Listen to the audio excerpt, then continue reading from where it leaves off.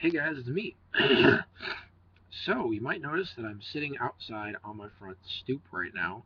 Um, had a long day. I just wanted to sit outside for a little while and think.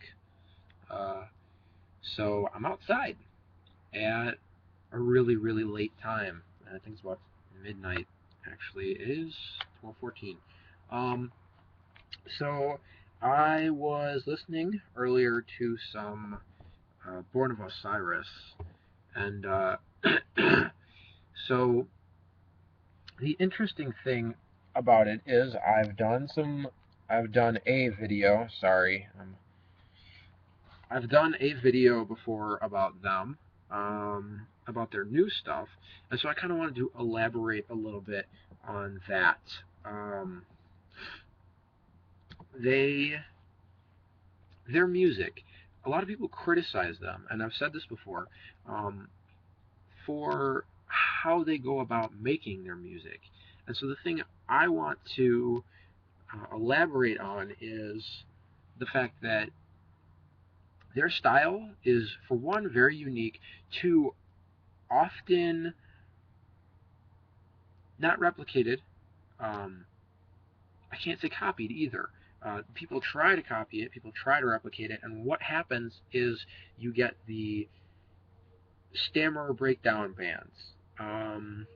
They just kind of sit there on the same chord over and over again, but they don't have the complexity that Born of Osiris has. Um, they are like, and I'm going to use this analogy again, they're like an orchestra.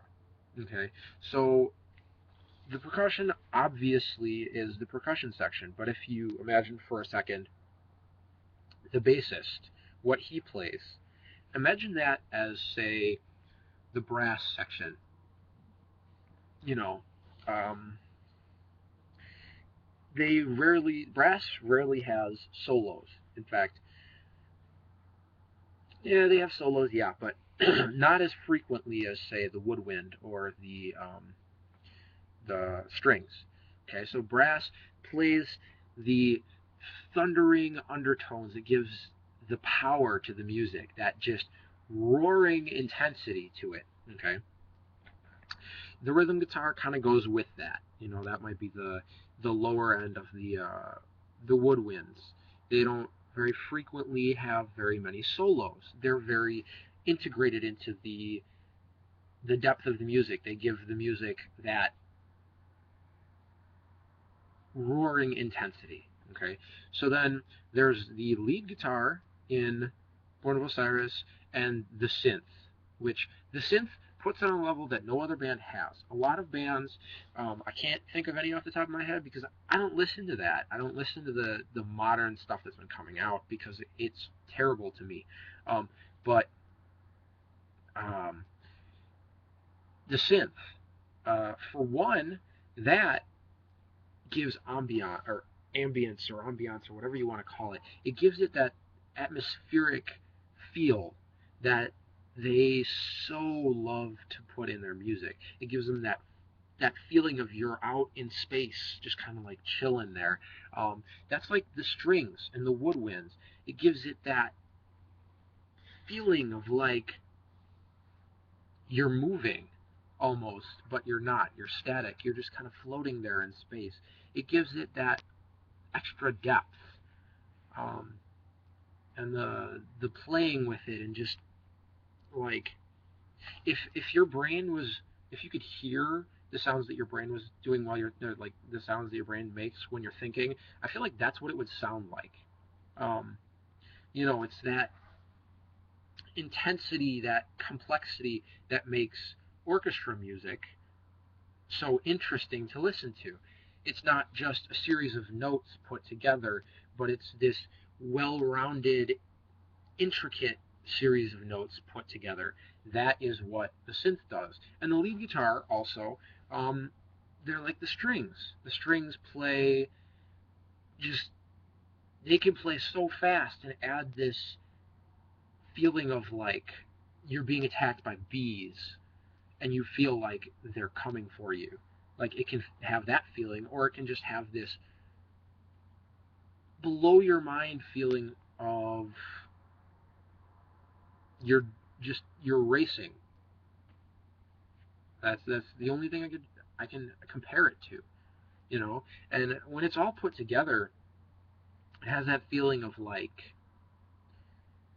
just sci-fi. It feels like sci-fi, and you know, they use a lot of polyrhythms in their music, which is something that orchestras frequently do.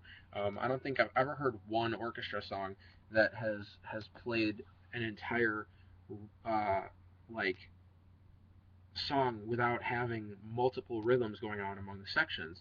And also, a trademark of good music, in my opinion, is tempo shift and like not just shift, but again rhythm shift.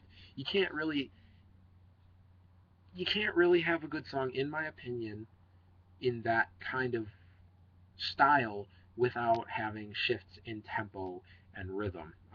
Between the Buried and Me is really good at that, but they're not like Between the Buried and Me, or Born of Osiris. That you can't compare those two. So it's like an orchestra. Born of Osiris is like an orchestra, and when you look at it through that lens and don't say, well, hey, they're just, you know, pounding on their instruments, they're not. Their bassist, uh, oh no, that's from, I can't remember whether Evan Brewer is from The Faceless or Born of Osiris. Um, shoot. Anyway, their bassist is really, really good. He's not just some dude who just picked it up and just plays the same three notes. He's a good bassist. So you have to remember that as well. They're all talented musicians. So, you know, try looking at music, not just their music, but all music through an artistic lens and see what you get. You can't just judge it based on, well, I don't like the sound. I don't like the way they are. You have to give them some artistic license and see what they do. So I have some more videos that I'm gonna post about similar things. You know, music. I'm starting to get to really like talking about music. So that'll probably be a staple on my channel. Hasn't been anything interesting in the news lately, so I really haven't had much to talk about. Um, I've been seeing some stuff about Egypt. I'll probably read up some on that and post a little bit more on that later. And you know, probably gonna go to bed soon because it's late.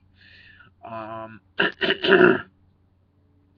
so I will see you guys soon. Talk to me, like me on here, subscribe to me, comment. I want to read your comments. I want to know what you guys think. So until next time, guys, thanks.